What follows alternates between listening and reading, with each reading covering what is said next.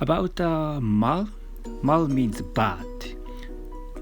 For example, malware and malice.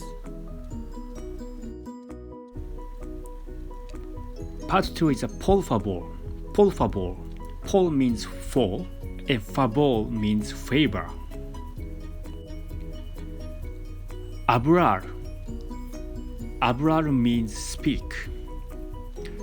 English word favor is derived from hablar.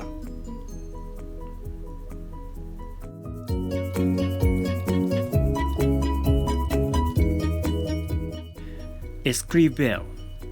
Escribir means write and derived from describe.